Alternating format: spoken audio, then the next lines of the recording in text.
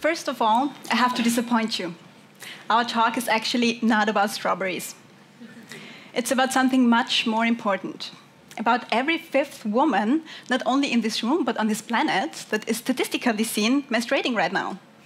Don't worry, I won't ask you to raise your hand now. But in total, in the whole world, we are speaking about 2 billion, as we call them, bloody women.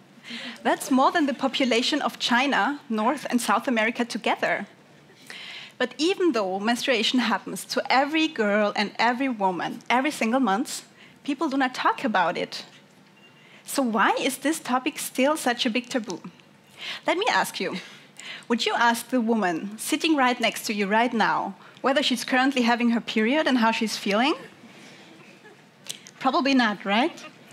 Do you even talk about menstruation to your partner, your mother, your sister, or your best friend? Menstruation, believe it or not, is one of the last taboos of our society, even though a woman spends more than 3,000 days of her life on her period, so between 6 and 7 years on a row bleeding. To start off with, there's this interesting difference between blood and blood. How do you feel about this picture? Excited to see the latest action movie? And how do you feel about this picture? Slightly disgusted? Irritated? That's interesting, because more or less both pictures show the same: blood.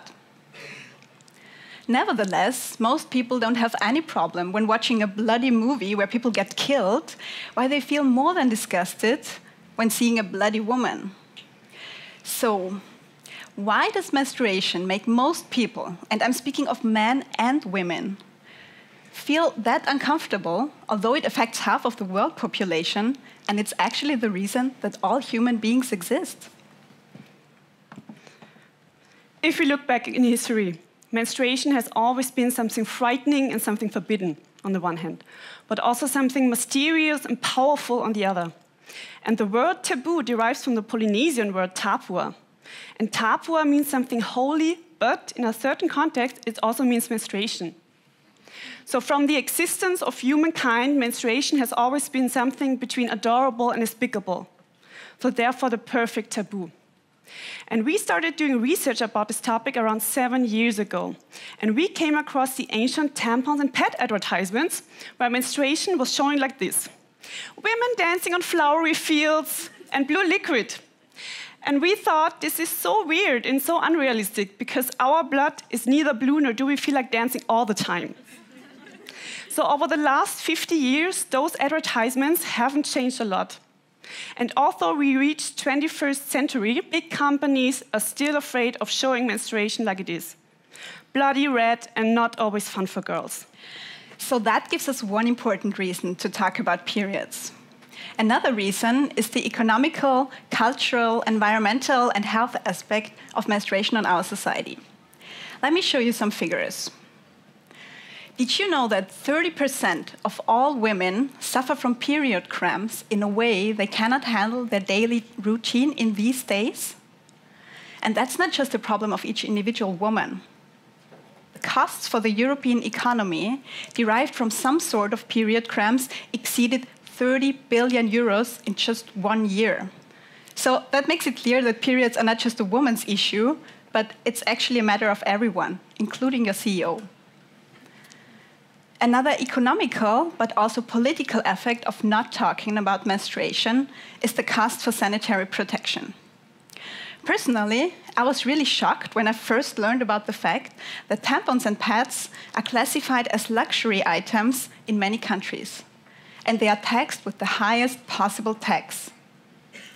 So in a country like Austria or Germany, that means that a woman spends over her lifetime between 3,000 and 5,000 euros just on tampons and pads.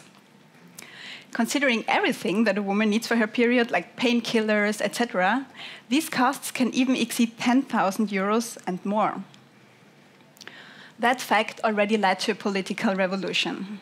After petitions and protests of women all over the world, countries like UK or France reduced the so-called tampon tax. And even President Obama stated recently, "Period is not a luxury.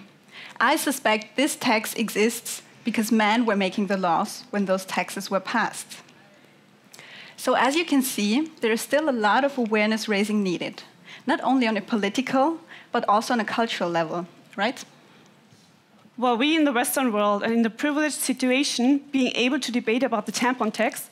Most girls in developing countries do not even have a vague idea what happens to them when they get their first period.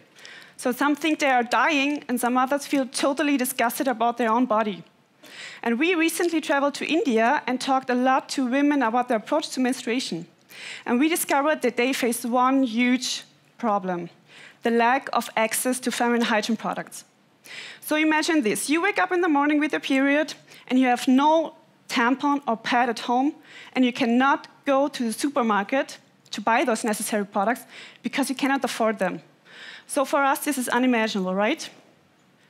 So the access to feminine hygiene products is one of the most meaningful indicators for the social and economic development of a country.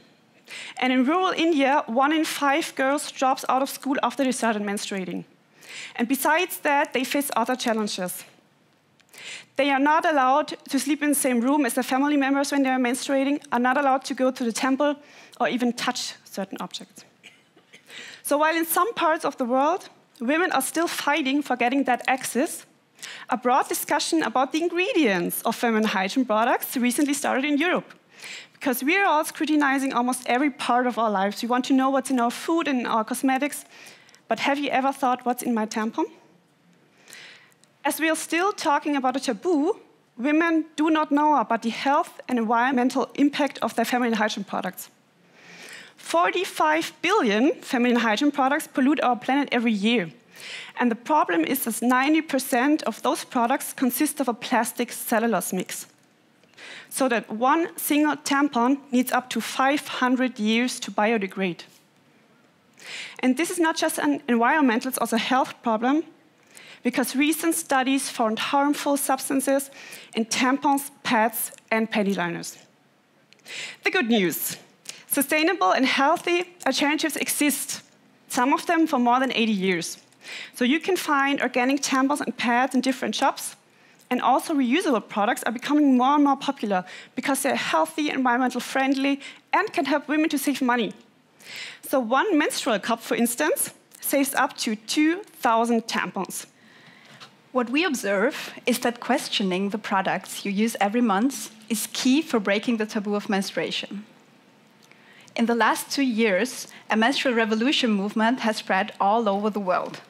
Women like us are tired of feeling ashamed for the period. That's why we believe it is time to start the conversation around menstruation. And fortunately, it's not just us. Women all over the world are now fighting for that issue. And the Cosmopolitan magazine even titled "The Year the Period Went Public." Different actions by artists and activists like Ruby Kaur, for instance, caught the attention of a broad public. What she did was the following. She posted this picture of a woman lying on a bed with a blood stain on her backside on Instagram. What do you think happened? Instagram immediately removed the picture, saying it was not suitable. An international shitstorm followed, claiming that it was okay to post pictures of half-naked women, while a fully dressed woman with a blood stain was not suitable. As a consequence, Instagram apologized and published the picture again. Another remarkable action for breaking the taboo of menstruation was a woman who ran the London Marathon while she was on her period. Well, nothing special, you might think, but she did that without using any type of menstrual product. And even one of the most popular female celebrities in the world, Barbie, is now already shown menstruating on the web. So, as social media is such a powerful mirror of our society, these are all signs for an increasing awareness for the taboo of menstruation, and that each and every individual can actually make a difference.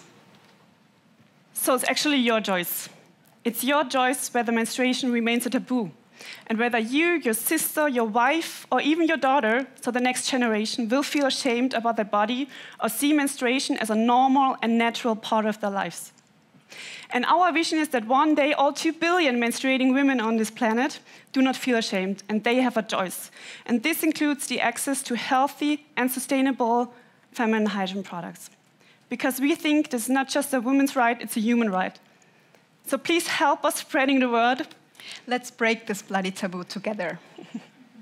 Thank Thank you.